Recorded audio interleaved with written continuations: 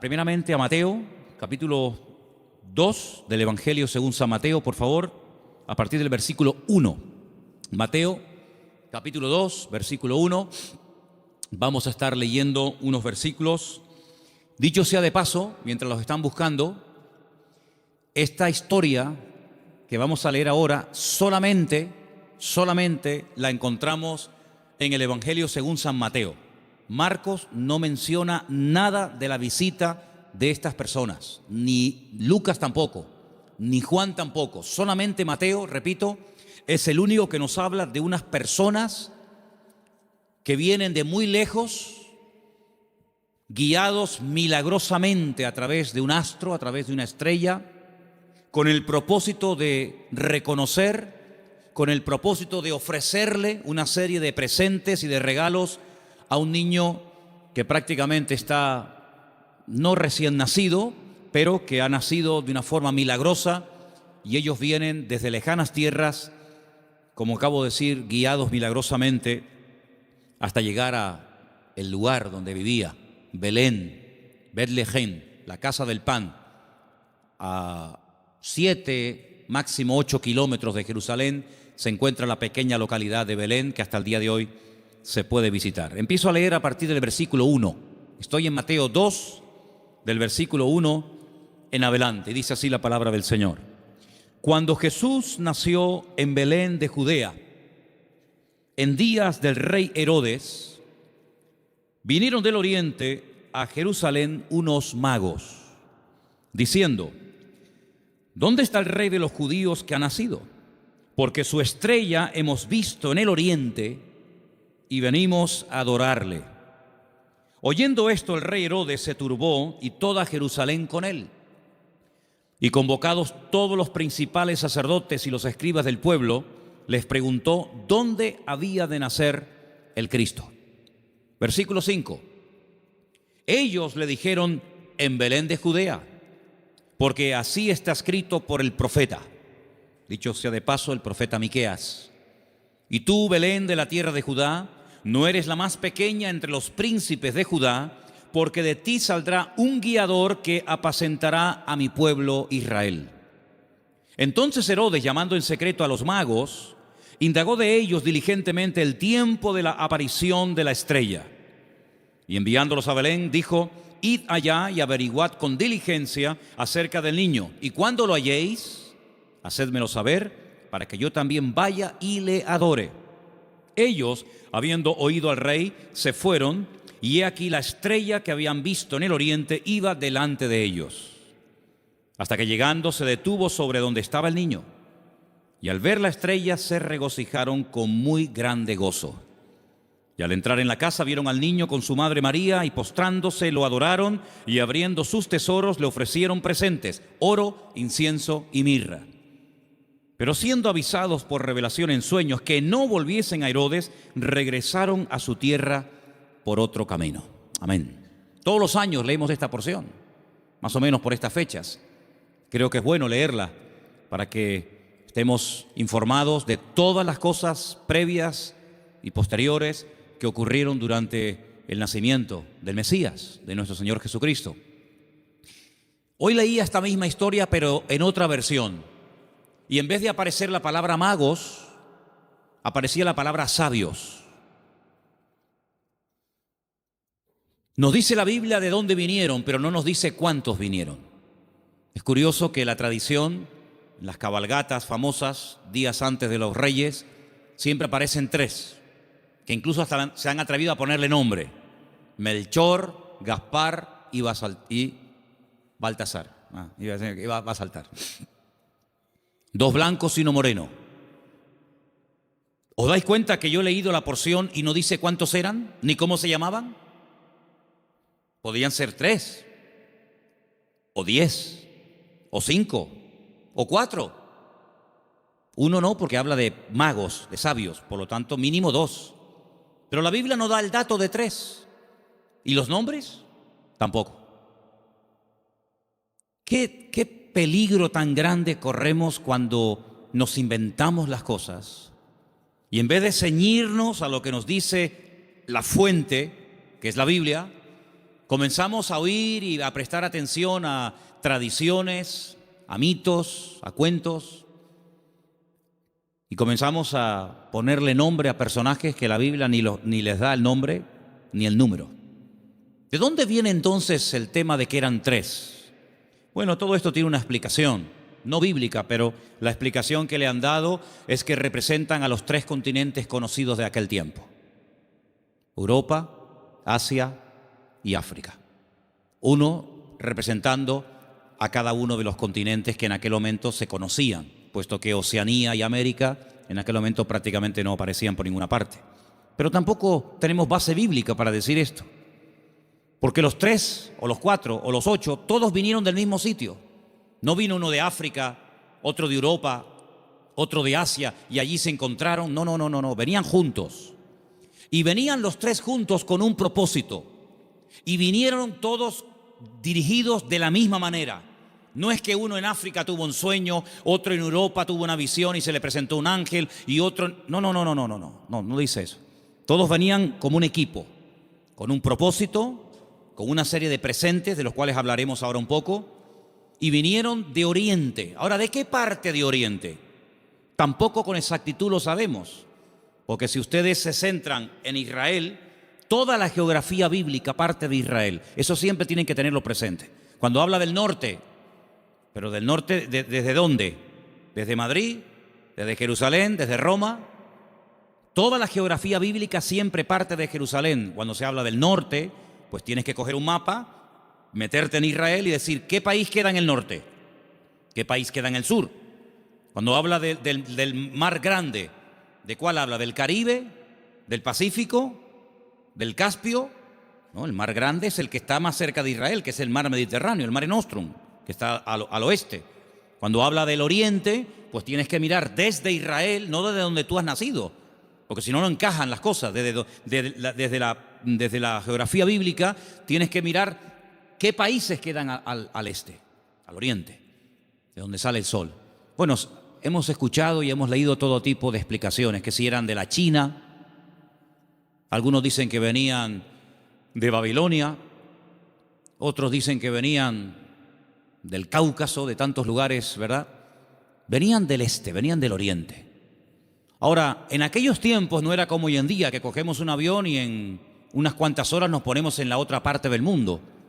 Por muy lejos que quede Chile, por muy lejos que quede Argentina, te montas en un avión en Madrid, en 12, 13 horas llegas a Buenos Aires sin ningún problema. Y has recorrido miles de kilómetros, has cruzado el charco, ¿verdad? Y has llegado casi hasta al extremo de la tierra, a la Patagonia, al fin del mundo. Pero en aquellos tiempos no era tan habitual, no era tan rápido, no era tan fácil el desplazarse de un país a otro. Lo que hoy en día hacemos en unas horas, en aquellos tiempos se tardaba días, semanas, meses y, si me apuras, hasta años. Fíjate, por ejemplo, que cuando hemos ido a Israel, cuando yo les llevo a ustedes a Galilea y les muestro el camino real que aún existe, yo les he dicho, estando allí, que se tarda una semana desde Galilea hasta Nazaret y un poquito más hasta Jerusalén. Una semana, dentro de un país. Ahora, ¿cuánto tardaron estos sabios o estos magos o astrólogos? ¿Cuánto tardaron de Oriente hasta llegar hasta el lugar donde había nacido el Señor? Pues mínimo un año. Mínimo. ¿En qué nos basamos para decir que tardaron como mínimo un año? Cuando uno lee la palabra, uno tiene que prestar atención al contexto, a todo lo que nos cuenta la historia, no solamente a unos cuantos versículos, sino a todo el contexto de la historia, situarnos en el momento de la época y tomar nota de una serie de detalles que nos aportan información que aparentemente no son importantes, pero son muy importantes. La imagen que la mayoría de la gente tiene del nacimiento de Cristo es más o menos así. Encontramos, y por ahí vamos a ver ahora en estos días, si no es que lo han puesto ya, lo que llaman los belenes, los portales, ¿sí? Y van a ver al niño en una cunita, su madre a un lado, el padre a otra, unos ángeles que están allí, los camellos fuera, los magos que entran dentro y se postran delante del niño, detrás una burra, detrás una vaca, ¿sí o no? Esa es la imagen que la gente tiene. Pero eso no es verdad, rotundamente falso. Ya este papa que dimitió, Ratzinger, cuando estaba como papa, no ahora en el paro, cuando estaba como papa, él dijo que eso era mentira, que eso no tiene base ni fundamento bíblico. Allí no estaban todos juntos, el niño, la madre, los animales, los magos, los pastores. Eso es rotundamente falso. Pero es la imagen que la gente tiene. Entonces la gente cuando va al pesebre o al portal que hacen aquí en el ayuntamiento o en otros lugares, pues ve a todos juntos. Sin embargo, si ustedes se fijan, hemos leído en esta noche, en el versículo 11, una palabra clave para poder ir desgranando y explicando esta porción. Dice que al entrar en la casa, en todas las Biblias tiene que poner eso, sea de la versión que sea. En todas las Biblias tiene que poner, cuando entraron en la casa, vieron al niño con su madre postrado y lo adoraron. En la casa. Ya no están en un lugar temporal. Cuando Herodes, hay varios Herodes en la Biblia, no es siempre el mismo, si no parece que este hombre no se muere nunca. El Herodes que manda a matar a los niños, no manda a matar a niños de 15 días o niños recién nacidos. Él manda a matar a niños menores de 2 años, lo cual quiere decir de que había pasado ya mucho tiempo desde que había nacido hasta que llegan los magos a la casa. Los que sí vieron al niño envuelto decimos en pañales, en trapos, los que sí lo vieron prácticamente recién nacido, fueron los pastores. Los pastores que vivían allí en Belén, allí vivían los pastores. Y allí en Belén hay una cueva que tradicionalmente te llevan a verla y te dicen, mira, aquí es donde los pastores tenían el aprisco, el redil de las ovejas. Y vivían en Belén, pero estos señores no vivían en Belén, estos señores vivían muy lejos, vivían en el oriente. Y estas personas no son advertidos del nacimiento del Mesías a través de ángeles, como fueron los pastores, que dice que estaban cuidando las ovejas, los corderos, porque en Belén era donde se criaban las ovejas, los corderos, que después se iban a sacrificar en el templo, porque Belén y Jerusalén están muy cerquita, se puede ir hasta caminando. Y ellos son advertidos por ángeles, pero los magos y los sabios no. Los magos de Oriente, los sabios de Oriente, vinieron dirigidos por un astro. Nadie les habló, pero ellos miraron al cielo, durante la noche evidentemente, y vieron que una serie de señales indicaban que había nacido el Mesías. Ahora, ¿esta gente era creyente? ¿Eran paganos? ¿Eran idólatras? ¿Eran judíos? ¿Qué era esta gente? Porque si esta gente observa el horizonte y ve cómo se alinean una serie de estrellas y de astros y de constelaciones, ¿cómo saben ellos que el Mesías de los judíos ha nacido si no son creyentes? Podían haber interpretado esta señal de una forma completamente equivocada. Por ejemplo, en aquellos tiempos era muy común, en los tiempos de la Biblia era muy común que en aquellos sitios de tanta idolatría y de tanta adoración a los astros, al sol, a la luna, a las estrellas, cuando nacía un niño, los sacerdotes de esas religiones sacaban a los niños durante la noche y miraban al cielo. Y ellos interpretaban el momento en el que había nacido el niño, cómo estaba el horizonte, cómo estaban colocadas los astros y las constelaciones, y casi pronosticaban y profetizaban sobre el niño cómo iba a ser. Por ejemplo, hubo un hombre que nació en ese país, en ese lugar de tanta idolatría y de tanta observación a los astros, y fue un señor llamado Taré, que tuvo un hijo llamado Abraham.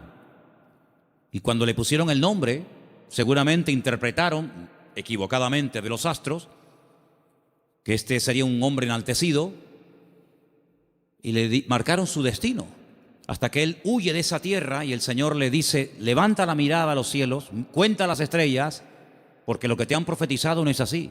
¿Cuánta gente queda marcada por la visita a un mago, a un astrólogo, a un curandero o a un adivino, y alguien le dijo que su hija o su hijo, su marido o su esposa o tú o no sé quién iba a pasar esto, esto y esto, y esa palabra falsa quedó ahí impregnada, pero como tú la has creído, a esa mentira tú la alimentas y le das fuerza, y el diablo se mueve en la mentira.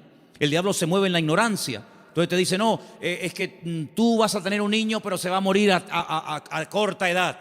Y tú crees en esa palabra y la compartes y no sé, y te agarras a ella y le estás dando ideas al diablo. ¿Y cuántas veces queda la gente marcada por falsas profecías, por un pronóstico equivocado, por una carta astral, por una lectura de manos, por lo que dijo una noche un vasito que se movía y apuntaba en no sé qué dirección? ¿Y cuánta gente queda marcada de por vida y creen que van a estar enfermos, que van a morir jóvenes, que el marido se va a ir con otra, etcétera, etcétera, porque han creído una mentira? Y si la verdad te hace libre, la mentira te esclaviza y te amarga y te oprime la vida. Pero estos hombres, cuando miraron ellos creían que aquel Leo y aquellas estrellas, ellos creían que aquello tenía un propósito y una razón. Y ellos no dijeron, ¿será que van a ser un rey en nuestra tierra? ¿Será que va a haber una catástrofe, un tsunami, un terremoto? No, ellos no se equivocaron. Ellos interpretaron correctamente aquello y se ponen en marcha. Y como mínimo, te dije antes que tardaron un año. Y ellos no van yendo por todos los países preguntando, oye, ¿será aquí? ¿Será allí? Como aquellos que aquella noche, cuando oyeron la palabra profética del Señor que dice, uno de vosotros me va a entregar, todos dijeron, seré yo, seré yo, seré yo, seré yo, todos menos uno, que dijo quién es. Los magos, los sabios de Oriente no comenzaron a ir por Europa, por África, diciendo, será por aquí, será por allá. No, esa estrella, su estrella, no una cualquiera, su estrella, esa señal profética marcada en el cielo, indicaba en una dirección. Ellos seguían y llegaron nada más y nada menos que al sitio correcto, al país correcto y al pueblo correcto, Belén de Judea. Y cuando llegan allí, a Herodes, que era el rey que los romanos habían puesto como un títere, le preguntan, ¿dónde está el rey de los judíos? Porque su estrella hemos visto en el oriente y venimos a adorarle. Le están haciendo esta pregunta a un rey. No le están haciendo esta pregunta a un esclavo, no le están haciendo esta pregunta a uno que encuentran por la calle, sino que van al palacio, al Herodión, que aún se puede visitar en Belén, ¿verdad? Y le están preguntando al rey, que supuestamente es el rey de los judíos, ¿dónde está el rey de los judíos? Porque venimos a adorarle. Y ellos reconocen que ese con el que están hablando no es. Claro, por eso dice que se produjo una consternación.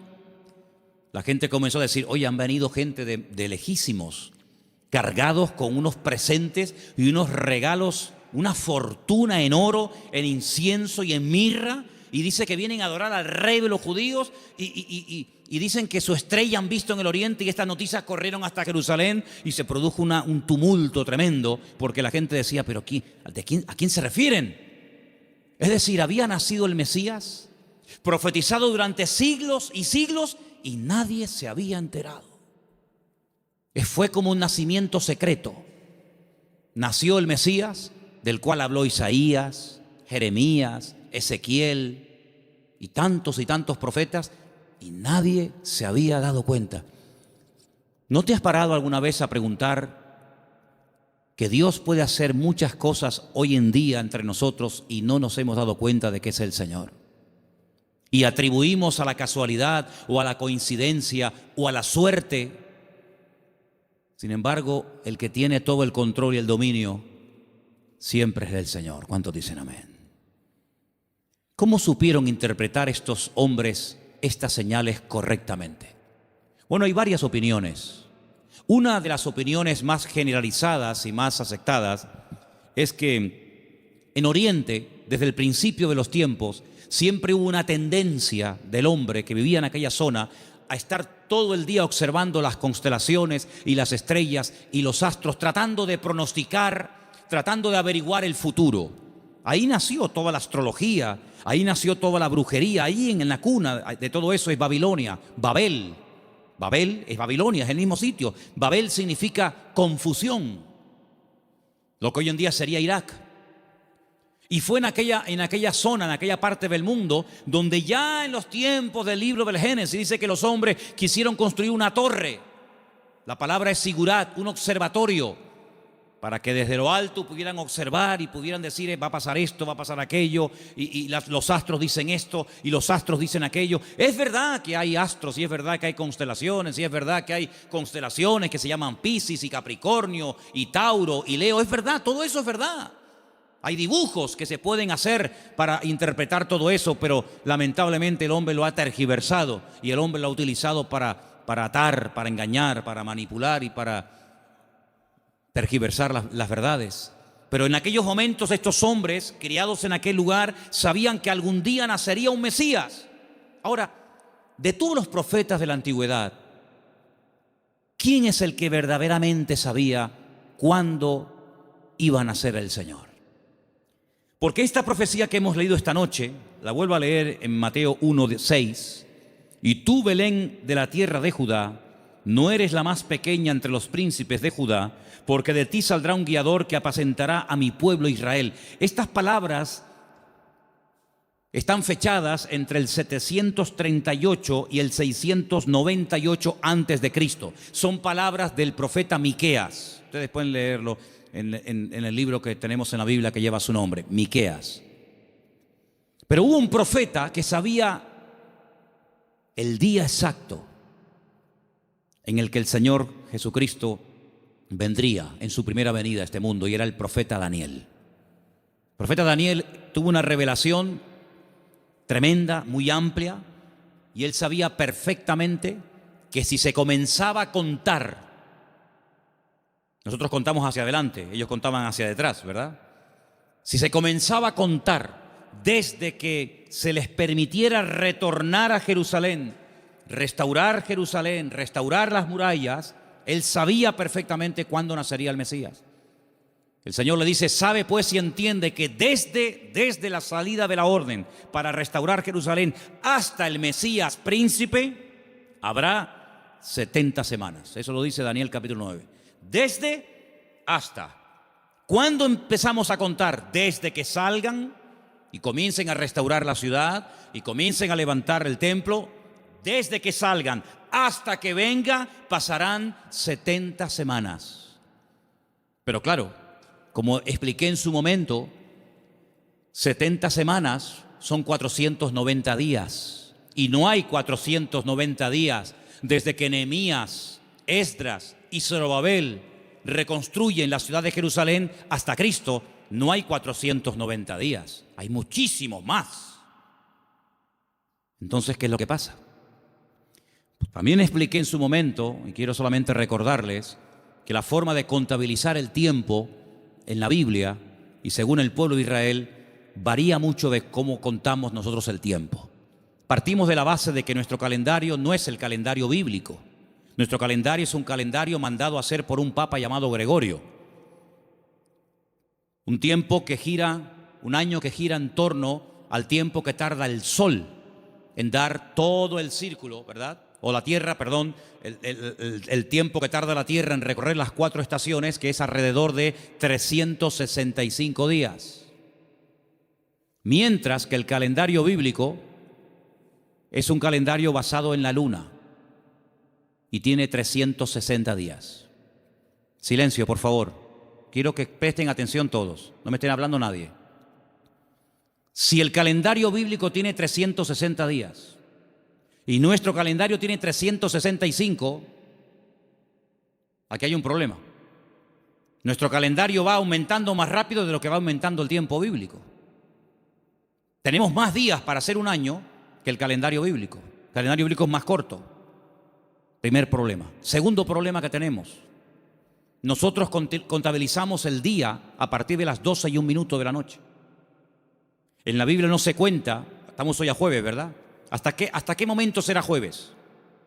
Hasta las 12:01. Hasta las 12 de la noche es jueves.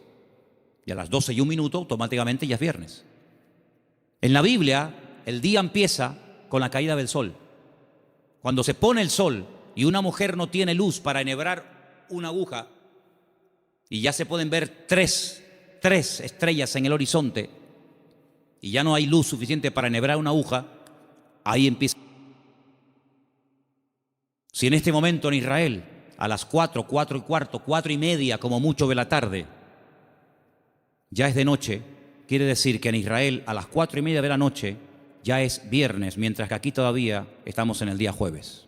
¿Se dan cuenta la cantidad de desajustes que se producen? Cuando el hombre se sale de la palabra, cuando el hombre sale de la escritura, Es un lío. Por eso después no encaja nada. Por eso muchas personas han intentado poner fechas y tal, y es un desastre, porque no se ciñen a la Escritura. Todas las profecías, todas, absolutamente todas, las de la primera y las de la segunda venida de Cristo, todas están basadas en el calendario bíblico, no en el calendario gregoriano o cristiano, que es el que tenemos nosotros hoy en día. Según el calendario bíblico, estamos en el año 5777. Según nuestro calendario, estamos en el año 2016 después de Cristo. Pero ¿y antes de Cristo no hubo historia? ¿Antes de Cristo no hubo nada? ¿Cómo que 2016? Entonces hay un desfase tremendo, de 5777 a 2016 después de Cristo. Y no contamos lo de antes. Tenemos otra forma de contabilizar, ¿verdad? Porque hay un antes y un después. Entonces es muy importante darnos cuenta de que el profeta Daniel, cuando recibía las revelaciones acerca de la venida del Mesías, el Señor le estaba hablando con términos bíblicos, no con términos modernos.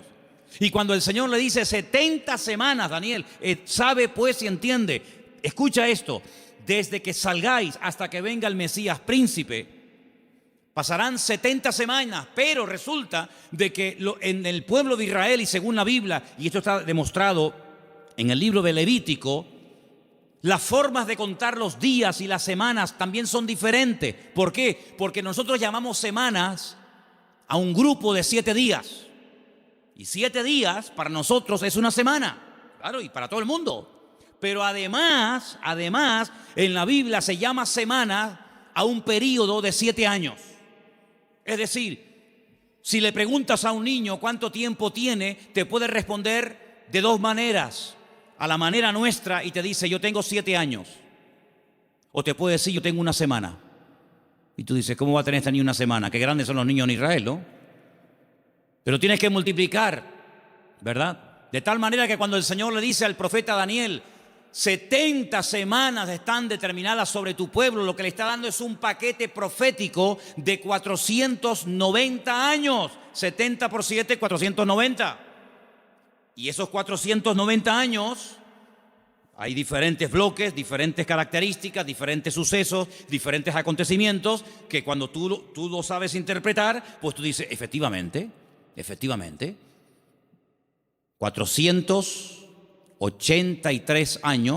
483 años, multiplícalo por años de 360 y te va a dar el número exacto de días que hay desde que salieron de Babilonia y restauraron Jerusalén hasta que entró el Mesías. Pasaron 483 años. Pero dice, pero son 70 años, 70 semanas. Y la última semana, los últimos 7 años, son los famosos 7 años de la gran tribulación. Y todo encaja. La Biblia es matemática pura. Es la única ciencia exacta, las matemáticas. En todas partes del mundo, 2 y 2 son 4. En todas partes del mundo. Por encima del Ecuador y por debajo del Ecuador, 2 y 2 son 4. En todas partes del mundo. Es una ciencia exacta, ¿verdad? No se puede cuestionar. No es que aquí 2 y 2 son 4, allí son 3 y medio, allí son 8. No, en todas partes es igual. Y el Señor usa la matemática de Él, el tiempo de Él, el calendario de Él, para preparar a los pueblos, para preparar a las naciones, para preparar a su pueblo, para que aquel día no nos sorprendan las cosas como ladrón en la noche. Entonces estos hombres seguramente tenían la información que tenía el profeta Daniel. Y junto con la información del profeta Daniel y la observación meticulosa de los astros y de las estrellas, automáticamente dijeron, el tiempo se ha cumplido. El tiempo se ha cumplido del nacimiento del Mesías. Y ellos se ponen en marcha. Y cuando llegan, pues ya el niño no es un niño recién nacido. Ya el niño no está en un pesebre. El niño está en una casa. El niño está en una casa. Es interesante notar que en el pesebre estaba José y María, pero en la casa está solamente María, ya no está José. Y estos detalles es importante darse cuenta, porque son los detalles que nos van a ayudar a tener toda la información, todas las piezas del puzzle, y vamos a poder decir, amigo, los que vieron al niño recién nacido fueron los pastores. Y los magos o los sabios de Oriente, cuando vinieron, no vieron a un niño recién nacido. Vieron a un niño de 1 año, año y medio, máximo 2 años. Es muy diferente. Ahora, es interesante que Herodes Es decir, no se toman decisiones políticas, no se hacen edictos reales hasta que le llega la información de los sabios o de los magos a Herodes. Mientras tanto, Herodes estaba tranquilo, pero en el momento en el que estos hombres le dicen, es que el motivo de nuestra visita a Belén, ellos no son de aquí, el motivo de que estemos aquí tan lejos de nuestra tierra es que venimos a adorar a un rey que nos ha dicho, nos ha guiado el Señor y sabemos que tenemos que venir a adorarle. Jamás un rey, jamás una persona se le ocurriría visitar a un rey con las manos vacías, porque era un insulto. Era una provocación, era el no reconocerme. ¿Cómo te atreves a venir a visitarme a mí con las manos vacías? No me estás reconociendo como rey. Si tú me reconoces y te sometes y me respetas, tienes que traerme siempre un presente. Y por eso ellos vienen cargados con muchos kilos, hermano, ¿no? A veces vemos en las obras de teatro, en las películas, vemos una cajita ahí ridícula. Date cuenta, hermanos, que José era un hombre que tuvo que cerrar su negocio y se tuvo que ir al extranjero a vivir durante un tiempo. Y este hombre, cuando llega a Egipto, con un niño pequeño, con su mujer, él no tiene trabajo, él es un extranjero. Los judíos no eran muy bien vistos en Egipto porque siglos atrás los judíos, a través de otro judío llamado Moisés, habían destrozado el país de Egipto. Por lo tanto, no iba a ser nada fácil para un extranjero abrirse camino en Egipto. Pero tú no te preocupes, el Señor siempre va adelante. Cuando tú haces tu parte, no te quepa la menor duda de que el Señor siempre va a hacer la suya. Eso lo he enseñado yo hasta la saciedad. Algunos hacen caso y otros no hacen caso. Pero los que hacen caso y hacen su parte y se mueven en fe, el Señor siempre les sorprende. Ahora, los que están esperando que se llene la piscina para tirarse, ni con la piscina llena se tiran, porque no se van a tirar. El creyente tiene que andar por fe y no por vista. Ellos se dirigen hacia Belén, el lugar donde estaba escrito que tenía que nacer el Mesías, porque, hermanos, había tantos datos, tanta información, tantas profecías sobre el nacimiento y sobre la vida del Mesías, que era imposible cumplirla todas. No las voy a mencionar todas, evidentemente, pero se tenían que dar más de 150 profecías en aquel que decía que era el Mesías para poder reconocerlo, valga la redundancia, como el Mesías. Si una persona decía, yo soy el Mesías, y se le preguntaba, ¿de dónde tú eres? ¿Dónde has nacido? Y te decía, yo nací en Capernaum, tú no puedes ser el Mesías. Aunque hagas milagros, aunque prediques muy bonito, tú no puedes ser el Mesías. ¿Por qué? Porque tú no has nacido en Belén de Judea. Por lo tanto, si alguien se levantaba y decía, yo soy el Mesías, y predicaba y hacía milagros, qué bien, ¿será este el Mesías? ¿Cómo te llamas? Yo, Santiago. Jacobo, tú no puedes ser el Mesías. ¿Por qué? Porque el Señor dice cómo se iba a llamar el Mesías. Si alguien se levantaba y decía, yo soy el Mesías, he sanado enfermos, mudos, ciegos, paralíticos, he resucitado muertos, he limpiado leprosos, y la gente se quedaba con la boca abierta. Si a alguien se le ocurría preguntarle, ¿de qué tribu eres? ¿Cuál es el origen de tu familia? Y te decía, yo soy de la tribu de Neftalí. Le podía decir, tú eres un falso Mesías. ¿Por qué? Porque la Biblia profetizaba que tenía que ser de la tribu de Judá.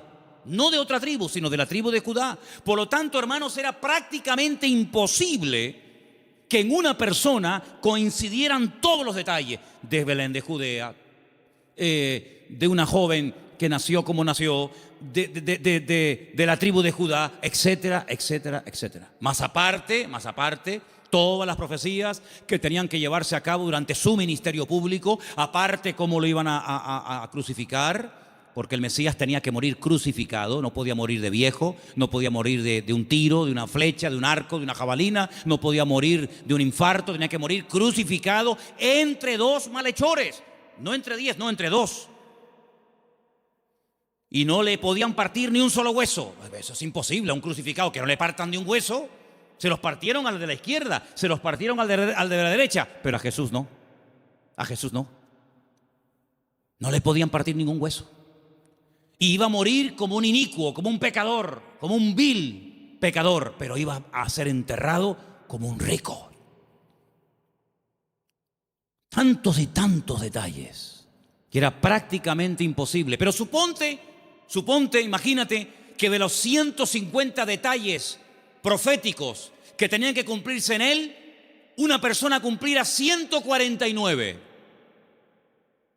Pero queda el examen final, el más difícil de todos, la resurrección. Te han horadado las manos y los pies, te han crucificado entre ladrones, te han enterrado en un buen sepulcro, han sorteado tus vestiduras, te ha negado uno de tus discípulos, etcétera, etcétera, etcétera, pero al tercer día no has resucitado. Por lo tanto, aunque cumpliera con 149 profecías, si no cumplía con el examen final, con la PAU, no apruebas el examen, amigo. Por lo tanto, hermanos, cuando estos hombres se ponen en marcha, no es por emociones, no es por un sentimiento pasajero, sino es porque están coincidiendo tantas cosas que ellos van en fe y en obediencia, guiados milagrosamente a través del desierto, probablemente un viaje de más de un año hasta llegar a Belén de Judea. Cuando ellos llegan y le dicen a Herodes que vienen a adorar al Señor, resulta de que le presentan 3 tipos de regalos. Vamos a leerlos nuevamente, por favor. Estamos en Mateo capítulo 2, versículo 11. ¿Lo ponemos?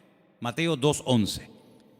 Al entrar en la casa vieron al niño con su madre María y postrándose lo adoraron. Y abriendo sus tesoros le ofrecieron presentes, oro, incienso y mirra. Algunos comentarios dicen que Daniel, cuando recibió la revelación, que la tenemos en la Biblia, por si te interesa conocerla, del nacimiento del Mesías, también de su reinado, pero estamos hablando de su primera venida, Daniel vivía en el palacio con el rey Nabucodonosor, ¿os acordáis, verdad? Después con Belsasar y después con otros también. Dicen los comentarios que Daniel no tuvo descendencia, seguramente lo hicieron eunuco, que era lo más probable, y no tuvo descendencia, pero dice que era uno de los hombres más ricos de todo el país. Después del rey, el que más autoridad, el que más prestigio y reconocimiento tenía, era Daniel. Así de claro, igual que José en Egipto, que después de Faraón el que mandaba era José. Casi podríamos decir que mandaba más José que Faraón. Toda esa fortuna, toda esa riqueza no se la quedaron sus hijos porque, repito, no tuvo. Y algunos dicen que puede ser que estos sabios, guiados como ya hemos dicho, milagrosamente, llegaron hasta Belén y esta fortuna, porque no era una cajita así, era una fortuna en oro, en incienso y en mirra, que a lo mejor tú dices, bueno, yo de las 3 cosas me quedo con el oro. ¿Y el incienso y la mirra? Bueno, vamos a ver. Todo lo que la Biblia relata, todo lo que ocurre en la palabra de Dios, todo tiene una razón de ser, ¿sí o no? No hay nada casual. ¿Por qué la Biblia dice que eran 153 peces los que pescaron? ¿Ah? ¿Por qué dice la Biblia que comieron 5,000 hombres? ¿Por qué dice la Biblia que le regalaron oro, incienso y mirra? ¿Qué más da? Le hicieron presente, le hicieron regalos. ¿Y qué más da? No. Lo dice. ¿Le trajeron qué le trajeron? ¿Ropas? No. ¿Joyas? No. ¿Comida? Tampoco. Oro, incienso y mirra. Tal vez para nosotros esos regalos no sean tan significativos, pero vamos a explicarlos. En estos 3 regalos, nosotros podemos ver, en cierto sentido, el reconocimiento de ese triple ministerio que el Señor Jesucristo llevaría a cabo durante su vida. Ustedes saben que en el Antiguo Testamento o eras profeta o eras rey. Las 2 cosas al mismo tiempo no se podía hacer.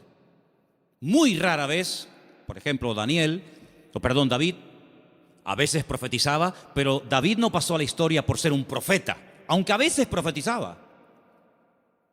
Pero uno conoce a David como el rey de Israel, no como un profeta.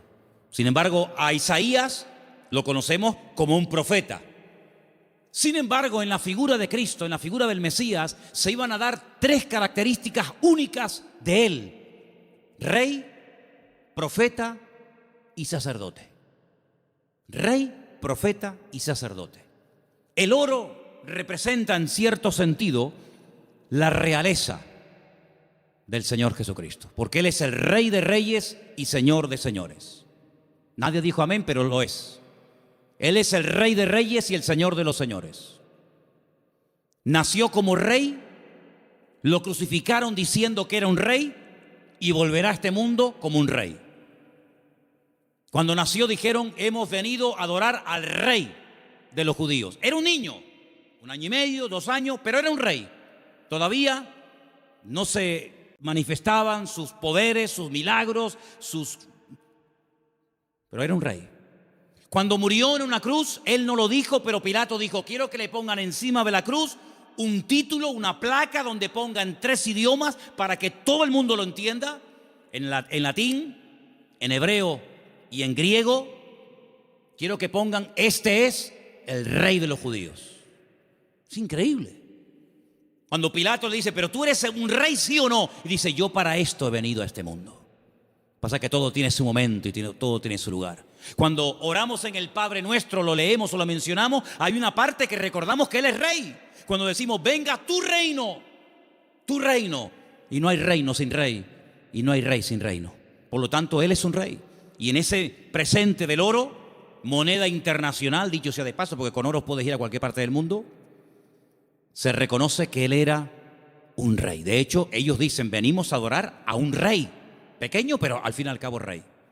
Luego resulta de que el Señor Jesucristo era profeta, era la voz del Padre, era el que anunciaba las buenas nuevas de salvación a los quebrantados de corazón, a los ciegos, a los prisioneros, a los pobres. Él proclamaba el mensaje, era un profeta. Y ahí lo vemos, hermanos, como la mirra. La mirra era lo que se utilizaba, ¿verdad?, en los ungüentos para ungir a las personas. Y con ese elemento de la mirra vemos que se le reconoce su ministerio profético. ¿Cuántas veces profetizó el Señor? ¿Recuerdan alguna profecía que dijo el Señor? Yo recuerdo muchas. Por ejemplo, una muy sencilla, pero que se cumplió literalmente. En una mesa se queda mirando a todos y les dice, ¿sabéis una cosa? Esta noche uno de ustedes me va a traicionar. ¿Cómo? ¿Nosotros? Eso no puede ser. Nosotros somos tus discípulos. Lo hemos dejado todo para estar contigo. Pero Él profetizó. Eso es una palabra profética. No se había cumplido. Uno de vosotros me va a traicionar. Uno de vosotros me va a negar. Y se cumplió literalmente. Aunque el que lo iba a hacer dijo, no. Aunque todos te abandonen, yo nunca te abandonaré. Y resulta que el que más habla es el que es. Ay, amigo. Yo recuerdo una profecía que dijo el Señor. Muy larga, por cierto. La tenemos enterita en Mateo 24. En los últimos tiempos se levantará nación contra nación y reino contra reino. Y la maldad se multiplicará. Pero el que persevere hasta el fin será salvo. Estamos viendo cómo la maldad se ha disparado de una forma increíble, hermanos, increíble. Raro es el día que usted no ponga la televisión a la hora de las noticias y no oiga tragedias y tragedias y tragedias y más tragedias. Si no es en Alemania, es en Francia. Si no, en Siria. Si no, en Jordania. Si no, en Grecia. Siempre por todos los lados. Hablábamos de Sodoma y Gomorra, pero ¿cuántas ciudades hoy en día han ganado en maldad a Sodoma y Gomorra? Antes había una Sodoma, antes había una Gomorra, ahora hay miles de Sodomas y de Gomorras, miles. La maldad se va a multiplicar. Falsas doctrinas, falsas enseñanzas, terremotos, pestes. Hermano, ¿cuántas palabras dio el Señor? Una palabra profética que dijo, vete, tu criado ha sido sanado en esta misma hora. Eso es una palabra profética. Estaba allí, pero cuando llega, estaba sanado. Dice, ¿a qué hora fue sanado? Dice, a tal hora. Dice, a esa hora fue cuando Él me dijo que iba a ser sanado. Profeta fidedigno, siempre anunciando la verdad, la palabra de Dios claramente. Y como sacerdote, ahí tenemos representado el incienso que subía continuamente a la presencia de Dios, recuerda el ministerio sacerdotal. Pero algunos de ustedes dirán, pero Cristo no podía ser sacerdote, porque los sacerdotes eran de la tribu de Judá, de la tribu de Leví. Y Jesús, como tú acabas de decir, no era de la tribu de Leví, era de la tribu de Judá. Los de Judá no podían ser sacerdotes. Es verdad, tienes razón. Pero Jesús no es sacerdote según la tribu de Leví, sino Jesús es sacerdote según Melquisedec, rey de Salem. Porque los levitas desaparecieron, pero el sacerdocio de Cristo es constante, permanente y eterno por los siglos de los siglos. Amén. ¿Te das cuenta? Por lo tanto, todo encaja de una forma perfecta. Oro, incienso y mirra. Ahora puedes salir corriendo a Egipto como extranjero, no tienes trabajo, nadie te va a abrir las puertas, pero tú no te preocupes. El hombre te cerrará las puertas, pero Dios que va delante de ti te abrirá todas. ¿Cuántos dicen amén? Esa es la confianza. Y José no cuestionó, José no dijo, bueno, pero esto es una locura, esto es un disparate, y yo cómo voy a cerrar mi negocio y mis herramientas, y yo me dedico a esto y ahora voy a Egipto, y qué hago yo allí, no hablo el idioma, no me conoce nadie, no tengo clientes. No importa. Cuando el Señor te dirija a hacer algo, no tengas miedo. Dice la Biblia que el que pone su mano en el arado y mira atrás, el surco le sale torcido y no sirve. Pero nosotros no andamos por emociones, por sentimientos. Y lo dije una vez, lo que está claro en la palabra, no busque confirmación. Hay gente, no, es que yo quiero ver lo que Dios me dice, que ya te lo dijo. Tú no tienes que orar para ver si es la voluntad de Dios invitar al domingo al culto al vecino. ¿Qué quieres? ¿Molestar a Gabriel con todo lo ocupado que está para que venga a ti a decirte, sí, vete al vecino a hablarle de mí? Cuando la Biblia dice, id por todo el mundo y predicar el evangelio a toda criatura. Lo escrito no necesita confirmación. Los que siempre buscan confirmación son los que dudan, los que no se terminan de fiar, los cobardes como Gedeón, que ponía una prueba y vamos a poner otra, y vamos a poner otra. ¿Cuántas pruebas queremos? Por lo tanto, hermanos, la visita de esta gente fue algo realmente increíble, algo tremendo. Pero, al mismo tiempo, tengo que decir que Herodes le dio un encargo. Herodes le dijo, bueno, pues díganme dónde está exactamente para que yo después vaya y también le adore juntamente con ustedes. Estaba mintiendo, estaba diciendo mentiras. Nunca fue a adorarlo, al contrario. Vamos a leerlo. Estamos en Mateo capítulo 2. Después que partieron ellos, he aquí un ángel del Señor se le apareció en sueños a José y le dijo, levántate, toma al niño y a su madre, huye a Egipto y permanece allá hasta que yo te lo diga, porque acontecerá que Herodes buscará al niño para matarlo. ¿Te das cuenta? Para matarlo. Le dijo a los sabios, no, yo quiero adorarle, pero es mentira, lo quiere matar, es falso. Y él despertando tomó de noche. Pero si el Señor me ha hablado, cuanto antes ponga la palabra en práctica, mejor. ¿Para qué esperar a mañana? De noche, me levanté. Se levantó de noche y dice, tomó al niño a su madre y se fue a Egipto. Y estuvo allá hasta la muerte de Herodes para que se cumpliese lo dicho por el Señor por medio del profeta cuando dijo, de Egipto llamé a mi hijo. Entonces Herodes cuando se vio burlado por los magos, se enojó mucho y mandó matar a todos los niños menores de 2 años. Si el niño estaba recién nacido, no tiene ningún sentido promulgar un edicto real para matar a un niño de 1 año, año y medio, 2 años, no tiene sentido. Pero es que ya te vuelvo a repetir, el niño ya hacía mucho tiempo que había nacido. Pasa que los magos habían tardado mucho tiempo en llegar. Entonces dice que mandó a matar a los niños menores de 2 años que había en Belén y en todos los alrededores conforme al tiempo que había inquirido de los magos. Es curioso que cuando le interesaba tener una información se movía, pero cuando no quería cumplirla se hacía el loco, ¿no? Entonces se cumplió lo que fue dicho por el profeta Jeremías, otra palabra más cumplida. ¿Qué decía la palabra? Voz fue oída en Ramá, grande lamentación, lloro y gemido. Raquel, que llora a sus hijos y no quiso ser consolada porque perecieron. Pero después de la muerte de Herodes, aquí un ángel del Señor le apareció en sueños a José en Egipto y le dijo, levántate, toma al niño y a su madre y vete a la tierra de Israel, porque han muerto los que procuran la muerte del niño. ¿Cómo iba a saber José en Egipto sin WhatsApp, sin Facebook, sin ordenador, sin nada, que ya puedo volver a casa? ¿Cómo lo puedo saber? Toda la información que necesitamos saber la sabe el Señor. Y cuando el Señor te diga, vuelve otra vez, fíate, porque el Señor sabe perfectamente que de la muerte de Herodes ha llegado. Era un hombre que se dejaba, se habla mucho de María, pero la verdad que este hombre era un hombre increíble, un hombre extraordinario, un hombre obediente, un hombre sumiso, un hombre que no cuestiona, no es un hombre lleno de dudas, sino es un hombre que se deja guiar de una forma tremenda.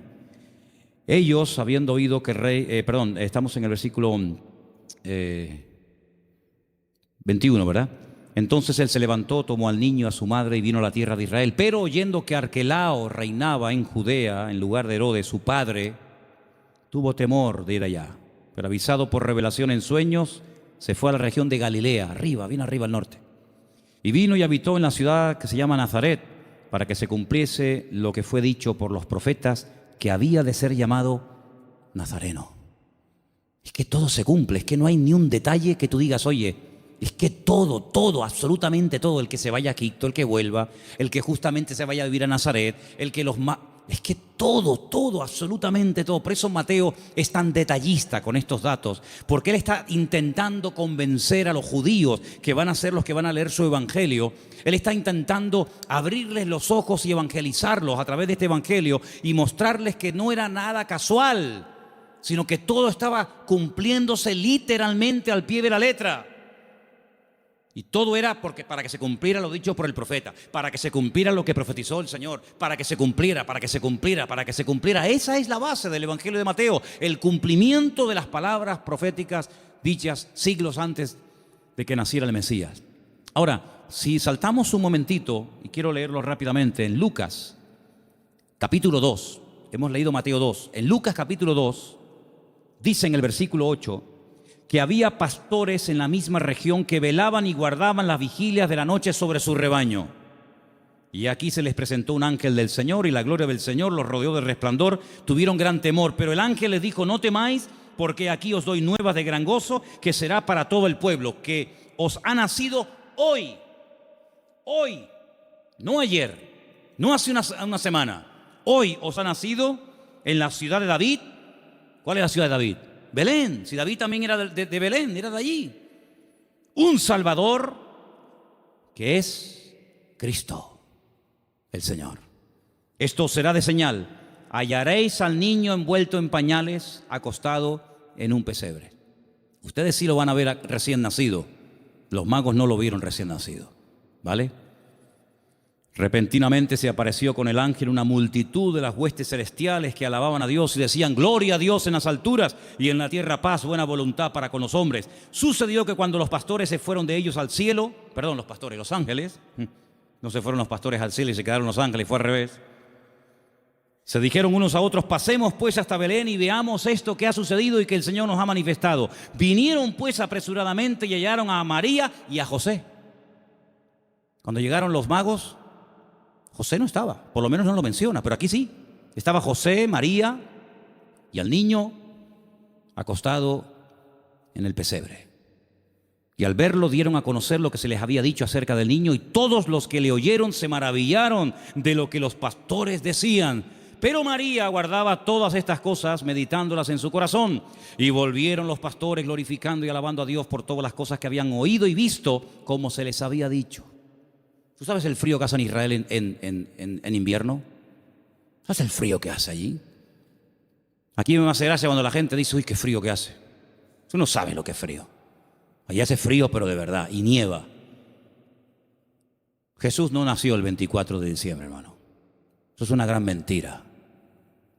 A partir del 400 y pico después de Cristo, alguien dijo que había nacido el 24 de diciembre, porque era el día más pagano del año. El peor día de todos. Y entonces dijeron: bueno, pues el día peor, el más pagano, el más terrible, vamos a cristianizarlo. Y vamos a decirle al mundo que el Mesías nació en este día, para que en vez de adorar al sol y en vez de adorar las barbaridades que adoren al Rey, al Señor Jesús. Y desde ese momento, pues se instituyó pues esa fecha. Pero Jesús no nació en diciembre.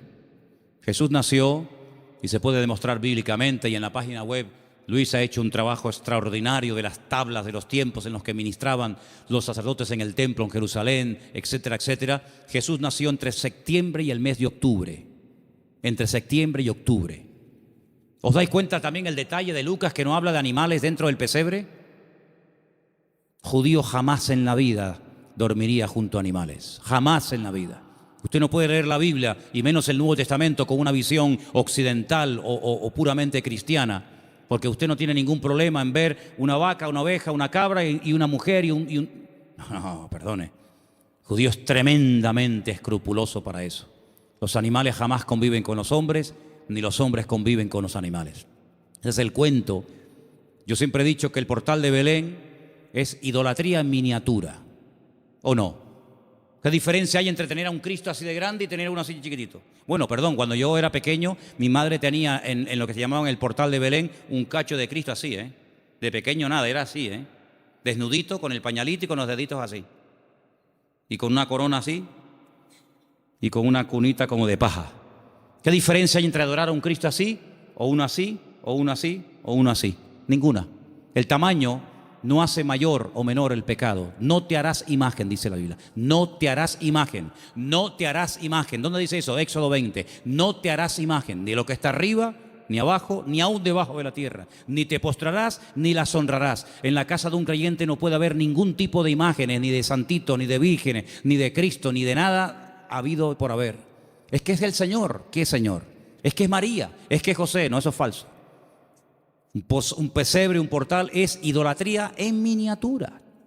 Idolatría en miniatura. Y la Biblia prohíbe a un creyente adorar y hacer, no solamente, es que yo no lo adoro, pero lo ha hecho. Dice la Biblia, no te harás. Porque no solamente dice no adorarás, sino dice no te harás. ¿Qué diferencia hay? Bueno, yo no la adoro, pero la ha hecho, por lo tanto es lo mismo. Eso no es de Dios, eso no es de Dios.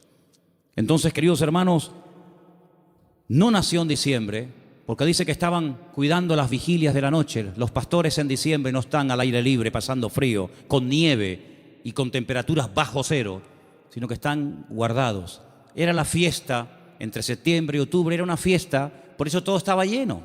No había lugar, claro. ¿Por qué no había lugar? Tanta gente allá en aquellos días, en aquel lugar, en aquellos días sí. ¿Por qué? Porque era la famosa fiesta de los tabernáculos, la fiesta de Sucot. Y se tradujo la palabra sucá por la palabra pesebre, y así todo quedó bonito. Era una cabaña improvisada donde él pudo estar con su mujer dando a luz, pero nada de vaquitas, ni cabras, ni ovejas, ni animales dentro, en absoluto, para nada, para nada. Por lo tanto, hermanos, lo que tenemos que hacer es leer más la palabra, prestar atención a lo que dice la Biblia, menos películas y menos clichés que tenemos en la cabeza que nos han metido desde que somos pequeñitos.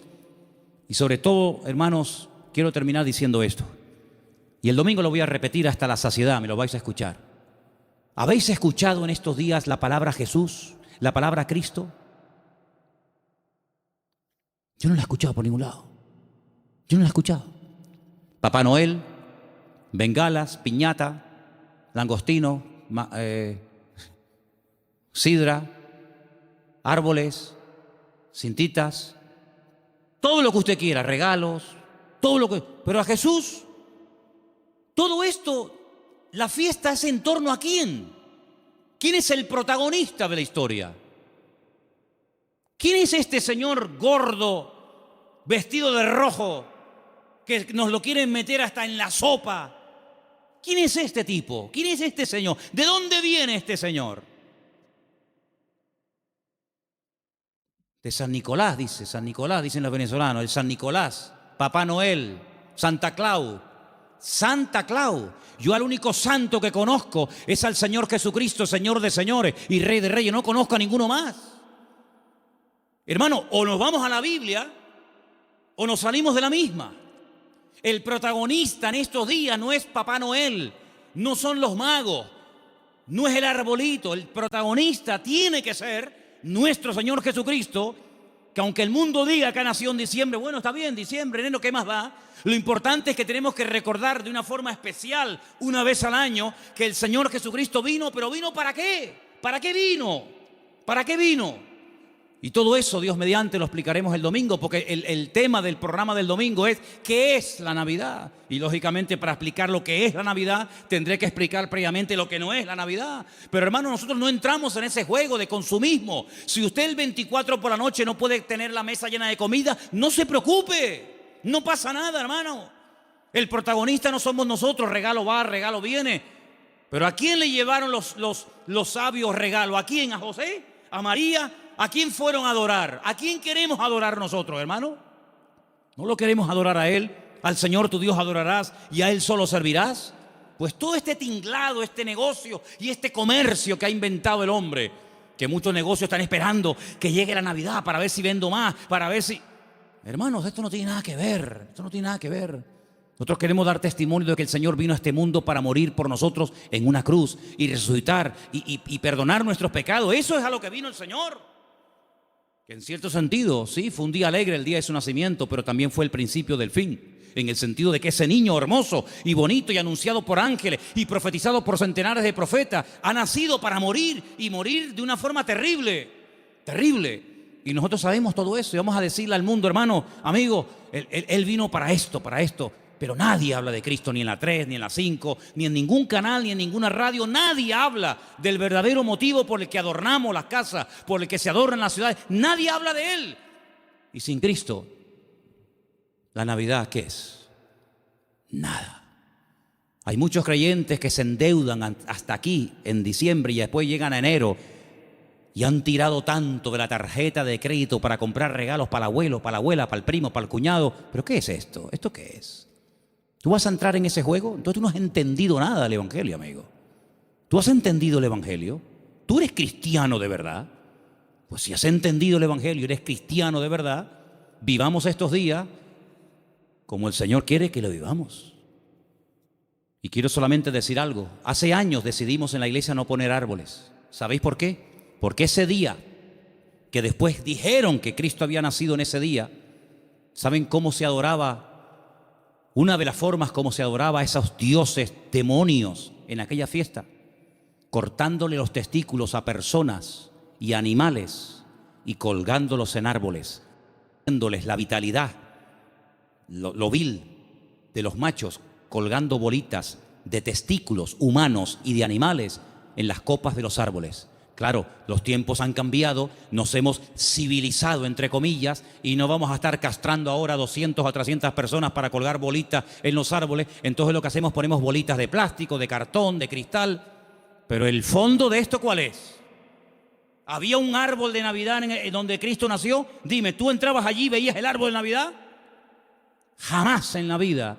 Durante casi 500 años, ningún hermano nuestro que murió quemado en la hoguera y crucificado y devorado por los romanos, jamás por los leones del circo romano, jamás en la vida hicieron las cosas que para nosotros hoy en día son, o para algunos son como normales. Dice la Biblia que no tenemos que entrar en las costumbres paganas del mundo. Y todo esto está cargado de un paganismo y de un comercio tan asqueroso que sí, venderán más. Y venderán por aquí, venderán por allá, pero al que tienen que adorar, no lo están adorando. Y yo en esta fiesta, a quien yo quiero adorar y honrar de una forma especial, tanto aquí como en mi casa, es al Señor. Con regalos o sin regalos, no pasa nada. A mí no me tienen que regalar nada.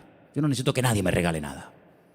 Si tienen que hacer regalos, regálenle. Pregunten qué le hace falta a la iglesia. Pregúntale qué le hace falta a la obra. A mí no me tienen que regalar nada, ¿saben? ¿Qué le hace falta a la obra de Dios? Más sillas, vamos a comprar sillas. Más Biblia, vamos a comprar Biblia. Pintura, lo que haga falta. Vamos a hacer un esfuerzo por la obra de Dios. Pero hermano, no seamos nosotros los protagonistas, porque usted imagínese que yo llego a su casa, usted me invita y su cumpleaños, y yo llego, no le digo nada, le doy un beso al niño, a la madre, al perro, al gato, al canario. Pero bueno, una pregunta, ¿esta fiesta en honor de quién se hace? No, es que es mi madre que cumpleaños. Pues hermano, Él no puede pasar desapercibido en estos días. El protagonista en estos días no eres ni tú ni yo. El protagonista tiene que ser el Señor. ¿Estamos de acuerdo? Amén. Pues ora, cierra tus ojos en esta tarde y pídele al Señor que a lo mejor por primera vez, no lo sé, a lo mejor por primera vez este año te vas a plantear de una forma diferente el tema de la Navidad. Por cierto, muchos no saben ni lo que significa Navidad. Usan una palabra y no tienen ni idea de lo que están diciendo. ¿Qué significa Navidad? No sé. Pues ya va siendo hora que lo sepas, ¿eh? Con la edad que tienes y con las Navidades que has celebrado y no sabes ni lo que significa la dichosita palabra. Así que hermanos, que en esta noche el Señor pueda ver nuestra disposición y nuestro deseo de adorarlo y de honrarlo a Él. Vamos a decirle a los del bar, a los de la frutería, a los de la universidad, a los vecinos, vamos a decirle, amigos, ustedes saben qué es lo que estamos tratando de celebrar en estos días. Ustedes saben por qué nació Jesús en Belén de Judea. Ustedes saben quién es Jesús. Y ahora se nos va a presentar una oportunidad preciosa. Mira qué puerta abierta nos ha abierto el Señor el día 30 en un lugar que han alquilado para ir a dar testimonio. Gloria a Dios. Ojalá se nos abrieran todos los días estas puertas. Señor, danos sabiduría. En estos días que la gente está como más amable, más abierta, más sensible. Danos la oportunidad y la sabiduría necesaria para poder explicarles qué es lo que estamos tratando de celebrar en estos días. Sabemos, Señor, que tal vez no es el día exacto, no es el mes correcto, pero ¿qué más da, Señor? Hay que predicar a tiempo y fuera de tiempo. Y te pedimos, Señor, que en estos días podamos predicar y repartir Biblias y dar testimonio de ti como nunca, como en todo el año, Señor. Te damos las gracias por este tiempo, que esta palabra en la cual hemos estudiado y meditado en ella nos ayude para tener cada día las ideas más claras, Señor.